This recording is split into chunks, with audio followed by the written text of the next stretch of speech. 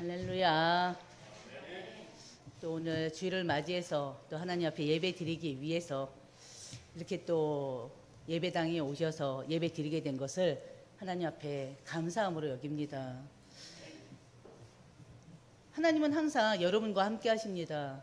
여러분들이 기도할 때만 함께 하시는 게 아니고요. 예배할 때만 함께 하시는 게 아니고요. 여러분이 하나님을 찬양할 때만 함께 하시는 게 아니라 여러분이 어디에서 무엇을 하든지 여러분과 늘 24시간 365일 함께 하십니다. 그 하나님이 함께 하시는 그 임만의 축복이 이 시간에도 여러분들에게 충만히 임하기를 주의 이름으로 축원드립니다. 그래서 오늘 하루 또 이제 주일을 맞이했는데요. 예배를 시작으로 인해서 여러분들의 한 주간이 지금 하나님의 은혜 가운데 한 주간이 평안하고 모든 일들이 형통하게 되기를 주의 이름으로 또 축원드립니다. 오늘 말씀의 제목이 뭘까요? 오늘 말씀의 제목이 뭘까요? 약속을 이루시는 하나님이세요. 우리는 살아가면서 참 많은 약속들을 하죠. 부모와 자녀가 또 약속을 하기도 하고, 또 친구들과 약속도 하고, 직장의 동료들과 또 약속도 하고, 그리고 또 교인들과도 또 약속을 하죠. 그러면서 무엇보다 또 자기 자신과 또 많은 약속들을 해요. 여러분 어떻습니까? 보통 약속들을 하는데 그 약속을 잘 지키는 편입니까? 우리가 보면은 이게 이 약속이 꼭 지키라고 있는 것인데 약속을 지키지 못할 때가 굉장히 많아요. 특히나 저 같은 경우 보면요. 사람들과의 약속도 그렇지만 약속보다는 저 자신과의 약속을 거의 못 지키는 것 같아요. 왜요? 약속을 올 한 해 2025년 맞이하면서도 나름대로 계획한 거 있고 그러면서 제 속사람하고 누구누구야 이것만큼은 꼭 지키자 했던 것들이 꽤 많았거든요. 근데 아직까지 지켜지지 않고 있어요. 근데 중요한 거는 그 지켜지지 않는 약속들을 보면서 또 이제 저 자신을 또 이렇게 채찍을 하게 됩니다. 그러면서 또 하나님 앞에 기도해요. 어떻게 보면은 지금 제가 저한테 하는 약속이 다른 것이 아니라 목회자로서 반드시 있어야 될 것, 반드시 먼저가 돼야 될 것, 반드시 행해야 될 것들이거든요. 근데 중요한 것은 너무 부족한데 아직까지도 해야 될 일들을, 아직까지도 우선돼야 될 일들을 아직까지도 그거를 못하고 있어요. 그게 가장 어떻게 보면은 저한테는 좀 큰, 어떻게 보면은 좀 저 자신한테 실망이 되기도 합니다. 근데 여러분들 또한 자신에 대한 약속을 지키지 못함으로 인해서 오늘 실망감이 있었을 거예요. 그리고 사람들과의 약속. 어떻게 보면은 지키자고 한 약속인데 사람들과의 약속을 그대로 행하지 못했을 때 미안함도 있을 것이고 또 약속을 지키지 못한 상대로 인해서 또 받은 상처도 있을 거고. 우리 인간 세계가 그래요. 근데 중요한 거, 우리 아버지 하나님은 어떤 분이십니까? 그 하나님은 절대 약속을 안 지키시는 분이 아니라 반드시 하나님이 하신 약속을 지키시는 분이십니다. 그 하나님은 약속의 하나님이세요. 하나님의 약속은 절대 변함이 없으십니다. 그래서 마태복음 5장 18절 여러분이 너무나 잘 알죠. 천지가 없어지기 전에는 율법의 뭣도 1.1획도 없어지지 않고 뭐한다? 다 이루어진다 했어요. 마태복음 24장 35절도 마찬가지예요. 우리 한번 같이 찾아볼까요? 마태복음 24장 35절 한번 찾아보겠습니다. 여러분 찾으셔야 돼요. 제가 미리 얘기를 안 해가지고. 마태복음 24장 35절.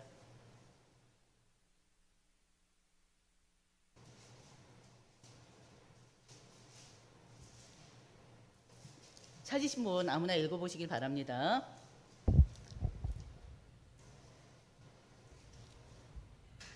다 같이요.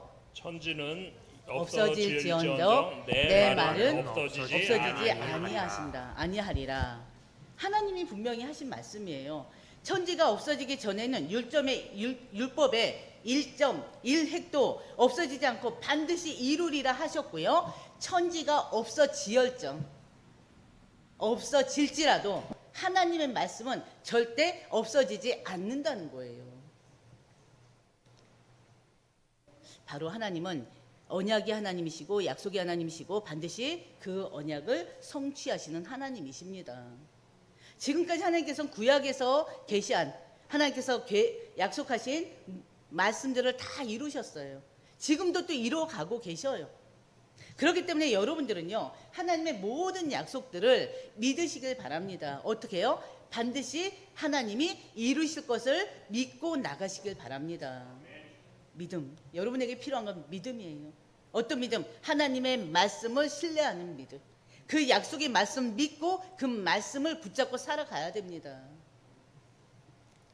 오늘 말씀은요, 아브라함의 믿음을 통해서 하나님이 어떻게 그 약속을 성취해 나가시는지 그것을 보여줘요.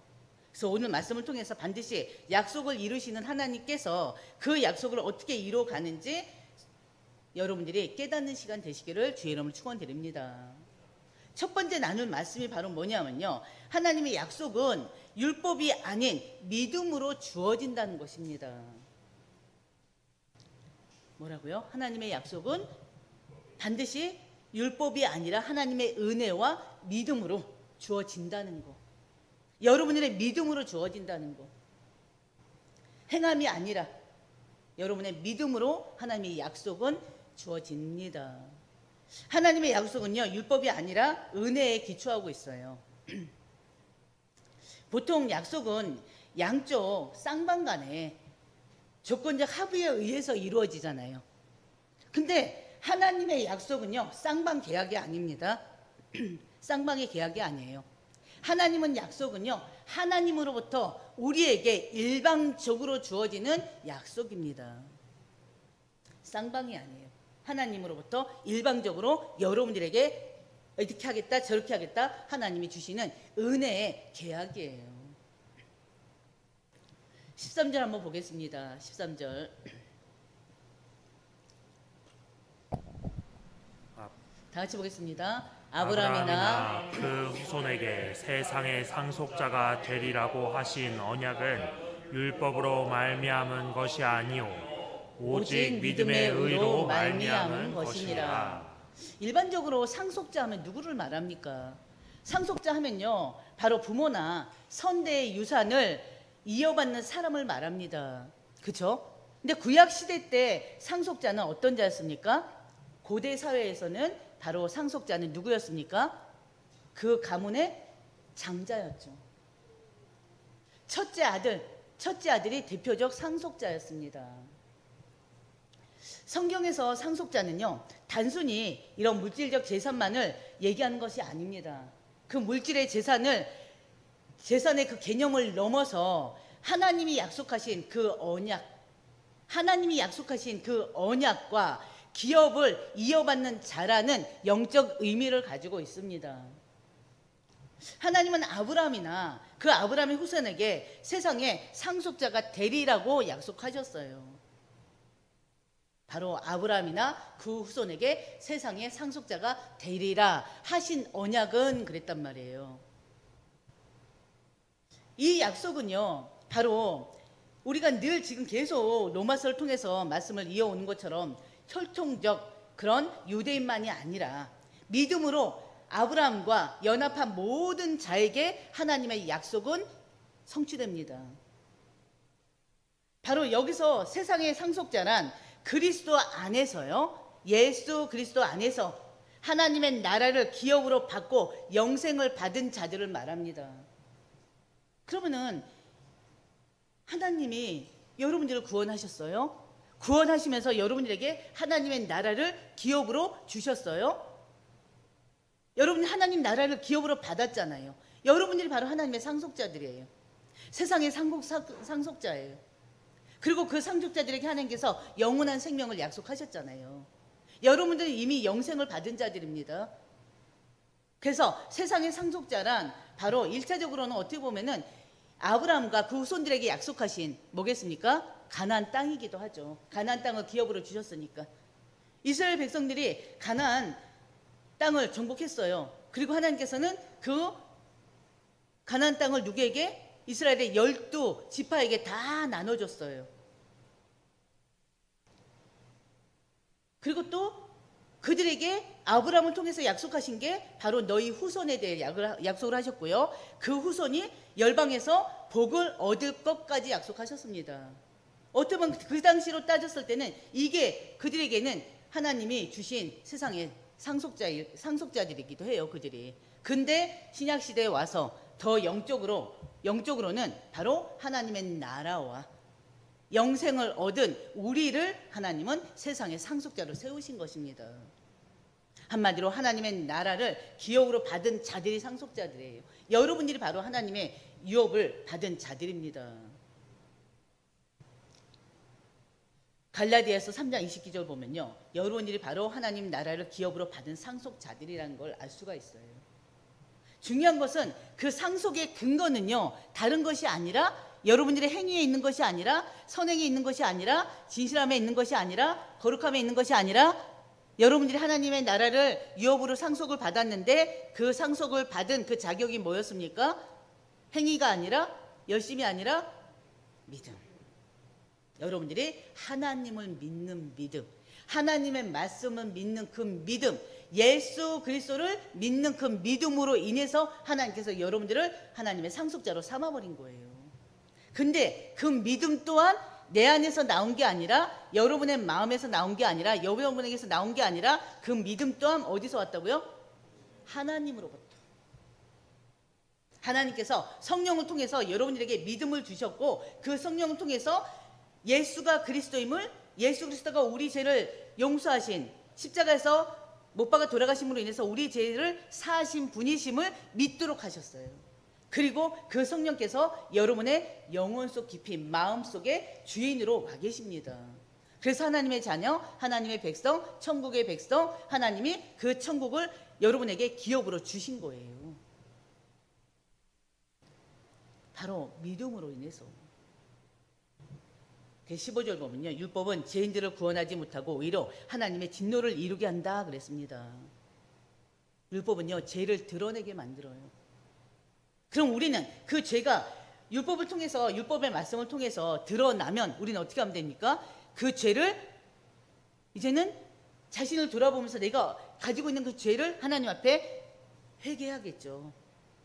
그러면서 이제는 이 죄가 서서히 없어지도록, 이 죄가 하나하나 사라지도록, 이제는 더 이상 죄를 짓는 그 자리에서 이제는 빠져나와야 되겠죠. 늘 죄를 짓는 그 자리에서 돌아서서 어디로? 하나님께로 가야 돼요. 말씀 앞으로 가야 돼요. 예배의 자리로 가야 돼요. 그래야지 하나님은 여러분들을 더욱더 하나님은 의로운 자로 여기시는 것입니다. 아멘. 죄를 멀리 하시기 바랍니다. 죄와 싸워야 돼요. 우리는 본성적으로 죄를 지을 수밖에 없잖아요. 그러나 중요한 것은 하나님이 우리에게 죄를 이길 수 있는 능력을 주셨단 말이에요. 말씀의 능력, 기도의 능력을 주셨단 말이에요. 그렇기 때문에 우리는 말씀과 기도를 통해서 하나님이 우리에게 주신 그 능력을 우리가 정말 이제 죄를 이기는 데 사용하시길 바랍니다. 세상의 유혹에 빠져 살지 아니하고 육신의 정욕 가운데 빠져 살지 않도록. 왜? 결국엔 그게 다 죄란 말이에요. 죄로 인해서 내 인생이 어떻게 돼버려요? 이제는 그 죄로 인해서 갈수록 무너지는 거예요. 서서히 무너져요. 근데 하나님께서는 그 죄를 또 깨닫게 하느라고 우리에게 또 문제를 줘요. 근데 하나님이 우리를 사랑하셔서 문제를 주는데도 그 죄악을 멀리하고 그 죄에서 빠져나오도록 문제를 주는데도 그 문제를 하나님이 주신 징계로 알지 못하고 그 문제 가운데서 더 빠져 살게 되면 나중에 하나님 어떻게 한다고요? 그거조차도 놔버려요. 딱 무관심으로 들어가 버려요. 그게 가장 무섭다니까요.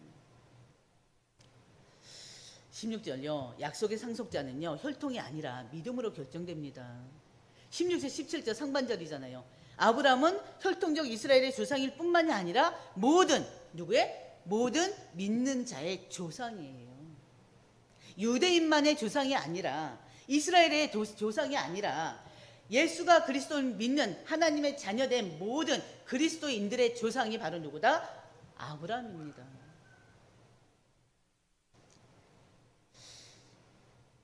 17절은 뭐라고 합니까? 하나님의 약속은요, 죽은 자를 살리시는 하나님을 믿는 믿음으로 완성됩니다.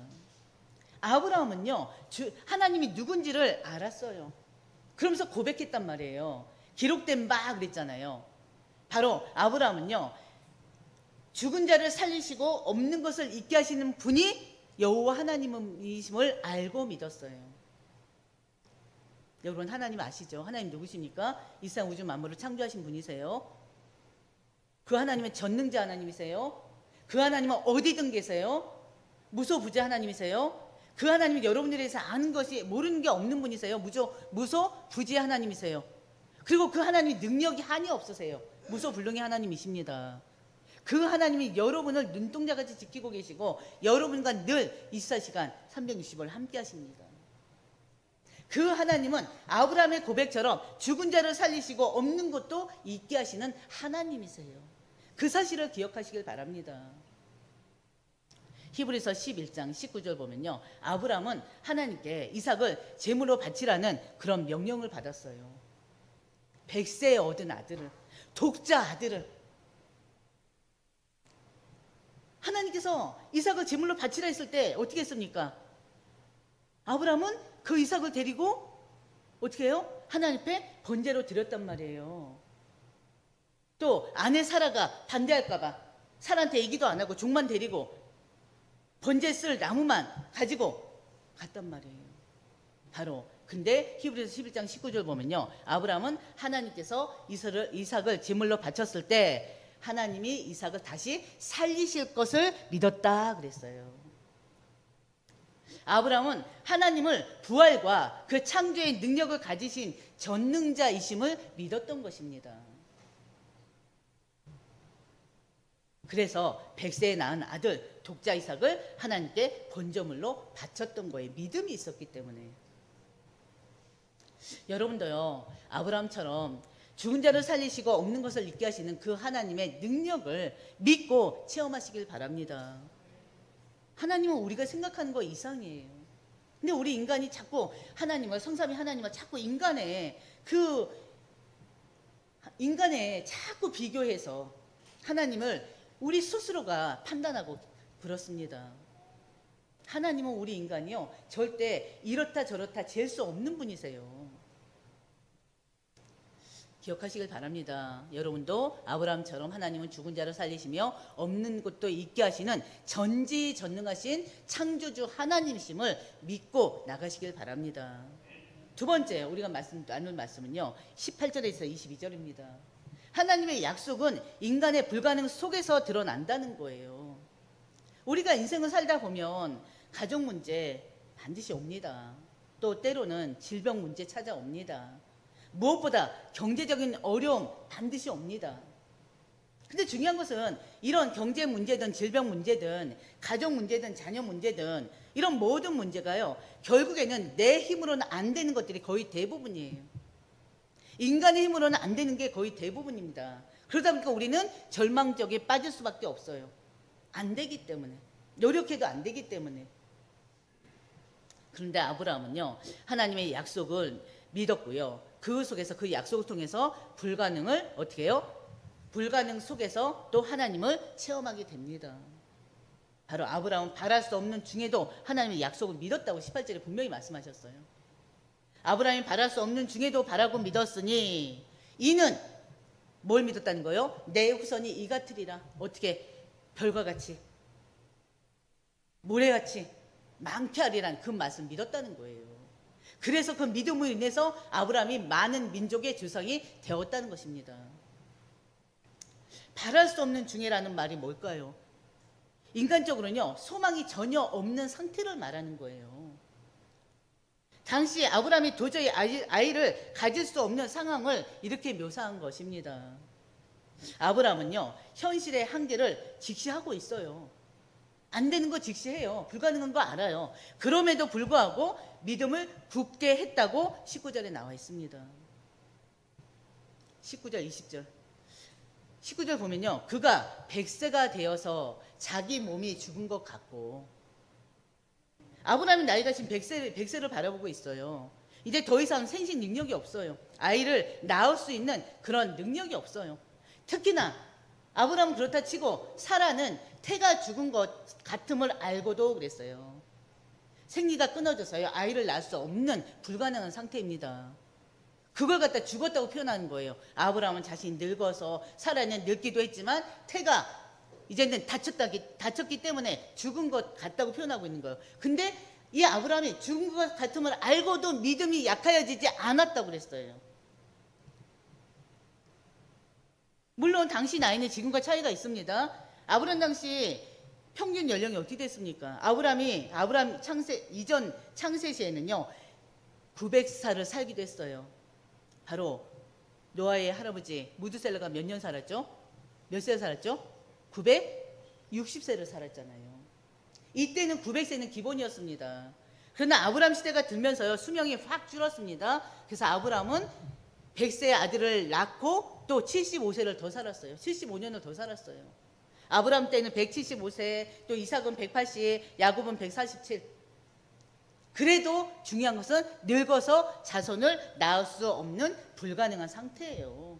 근데 이때 하나님께서는 이 아브라함에게 태에 다쳐서 어떻게 보면은 죽어있는 상태인데, 생식 능력이 없이 죽어있는 상태인데, 중요한 것은 이 아브라함에게 모래처럼 하늘의 묵별처럼 자식을 많게 한다는 말이에요.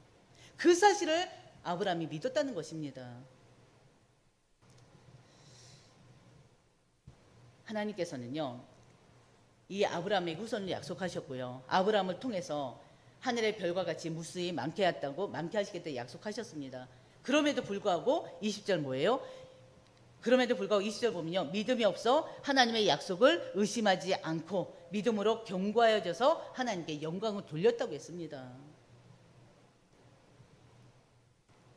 우리가 다니엘서 6장 너무나 잘 알죠. 다니엘이 바벨론의 포로로 끌려갔잖아요. 그럼에도 불구하고 다니엘과 세 친구가요 그 왕으로부터 굉장히 인정을 받았습니다. 바로 이 바벨론이요, 이 바벨론의 다리오 왕 때 이 다니엘을 시기한 그런 관리들이 왕의 다른 신이나 다른 사람에게 기도하는 것을 어떻게 해요? 기도한 자는 사자굴에 쳐 넣는다고 그랬어요. 그런 법을 만들었단 말이에요. 이 법을 왕이 딱 공포해버렸어요.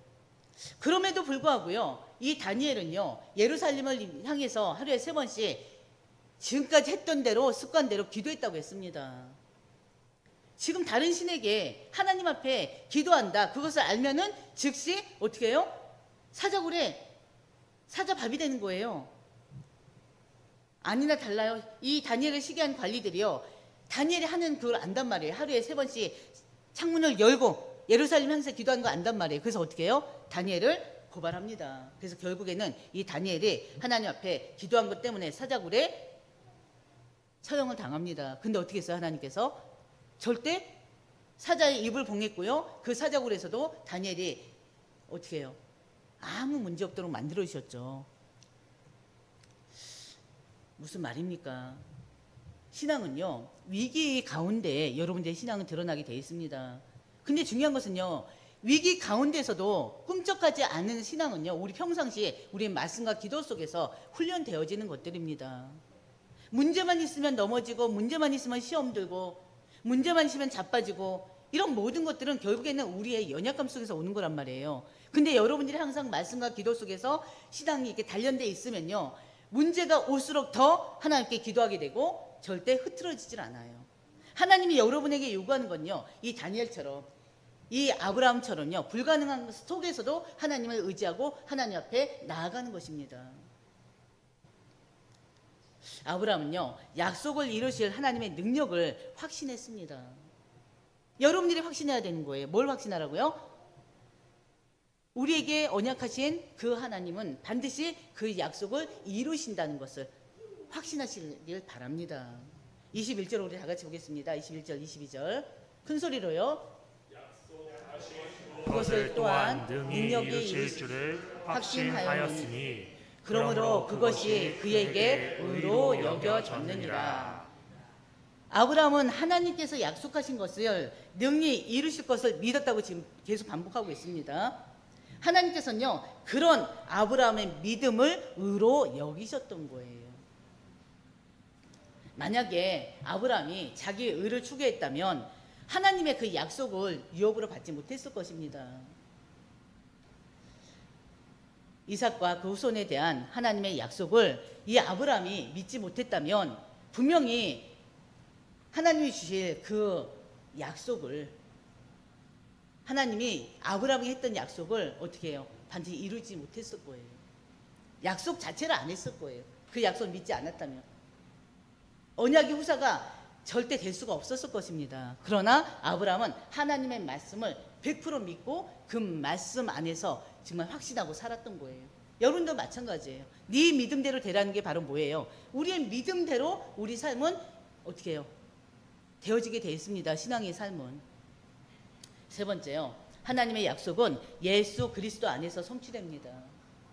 아브라함의 믿음은요, 우리를 위한 신앙의 본이 되었어요. 23절, 그에게 의로 여겨졌고 기록된 것은 아브라함만이 위한 것이 아니라 그랬습니다. 그에게 의로 여겨졌다. 이 기록된 것은 아브라함 자신만을 위한 것이 아니요. 뭐라고 했어요? 24절, 의로 여기심을 받은 우리도 위함이니 곧 예수 우리 주를 죽은 자 가운데 살리시는 이를 믿는 자니라 그랬습니다. 아브라함만을 위한 것이 아니요. 이게 뭡니까? 중요한 것은요, 이것이 단지 과거의 한 사람 아브라함에게만 해당되는 말씀이 아니라 바로 오늘날 모두를 위한, 바로 우리 믿음의 자녀들 위한 본보기로 기록됐다는 것입니다.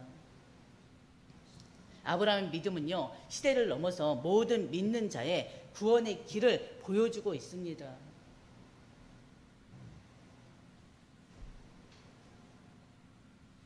아브라함의 믿음으로 의롭다함을 얻었듯이 오늘 우리도 하나님의 은혜 안에서 믿음으로 구원을 얻었습니다.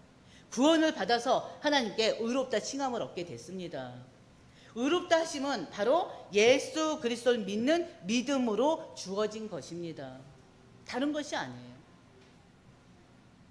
의로 여기심을 받을 우리도 미함이니 곧 예수 우리 주를 죽은 자 가운데 살리신 이를 믿는 자니라.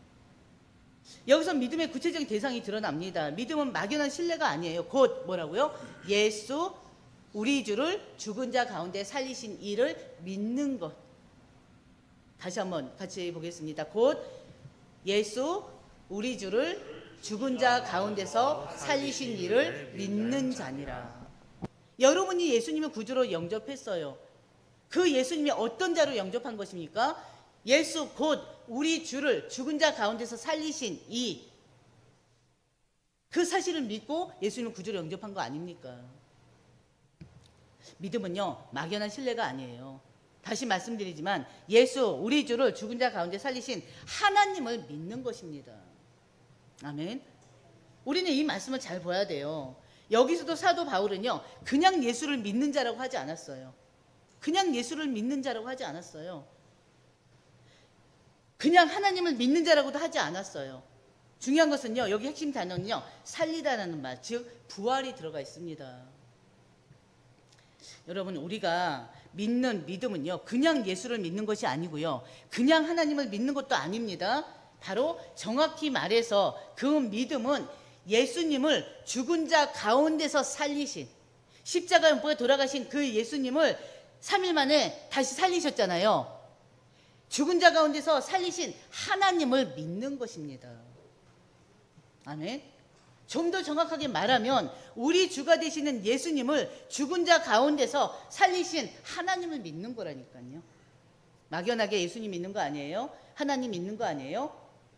우리 죄 때문에 십자가에 못 박혀 돌아가신 그 예수 그리스도, 그 예수님을 살리신 그 하나님을 우리는 믿는 것입니다.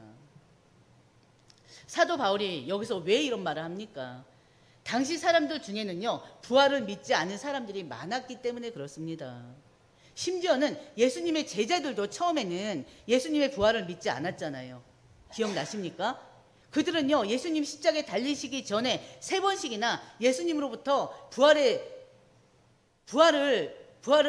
것을 말씀하셨단 말이에요. 3번씩이나 예수님의 죽으심과 부활을 말씀하셨어요. 3번씩이나 들었어요. 죽으심과 부활을. 그럼에도 불구하고요, 누가복음 24장 11절 보면 최초로 부활의 소식을 전하는 여인들이 있었잖아요. 근데 그 여인들이 예수님 부활했다고 하니까 그 말을 허탄하게 들었다고 그랬어요. 한마디로 헛소리처럼 들려서 믿지 않았다는 것입니다. 예수님이 계속 돌아가시기 전에, 십자가에 달리시기 전에 3번씩이나 말씀하셨는데, 십자가는 돌아갈 것이요, 나무에 매달아 죽을 것이요, 부활할 것을 말씀하셨는데도 그 여인들이, 예수님의 부활을 목격하고 확인한 여인들이 바로 예수님이 부활하셨다 하는 소리를 헛소리로 들었다니까요. 그리고는 안 믿었다니까요. 예수님은 어떻습니까? 그런 제자들에게 다시 나타나셨어요. 믿지 않는 제자들에게 뭐 했습니까? 자신의 못 박힌 손과 발을, 그리고 그걸 손과 발을 보여주면서, 자신의 상흔을 보여주면서 만져보라 했잖아요. 그러면서까지 부활을 확실히 증거하셨습니다. 고린도전서 15장 6절에서 8절, 사도 바울은요, 12 제자와 500여 형제에게, 물론 나중에는 만삭되지 못하여 난자 같은 자신에게까지 예수님이 부활을 보여주셨다고 그랬어요. 누가는 어땠습니까? 사도행전 1장 3절에서 부활하신 예수님이 며칠간 이 지상에 머무르셨다고요? 며칠간? 40일간. 40일간 이 지상에 머물면서 제자들에게 하나님의 나라에 대해서 말씀하시고 40일 후에 제자들이 보는 앞에서 하늘로 올라가셨어요. 왜 이토록 성경이 예수님 부활을 증거하고 있습니까? 기억하시길 바랍니다. 우리의 믿음이 부활 신앙이 아니면 안 되기 때문에 그래요. 아무리 예수님을 오래 믿어도요, 예수님이 십자가에 죽으셨다로 끝난다, 부활 신앙을 믿지 못한다, 그럼 그 신앙은 무효가 되는 것입니다. 예수님의 죽으심과 부활까지 그 사실을 믿어야 돼요.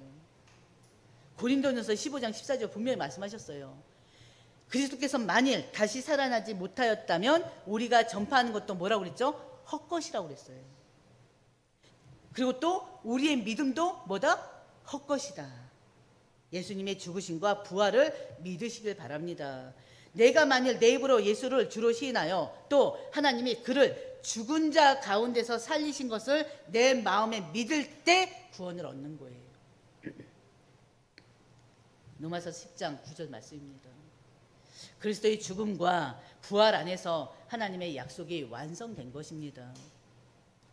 그렇기 때문에 여러분들이요, 바로 25절, 예수는 우리가 범죄한 것 때문에 내줌이 되고 또한 우리를 의롭다 하시기 위하여 살아나셨다는 그 말씀을 기억하시길 바랍니다.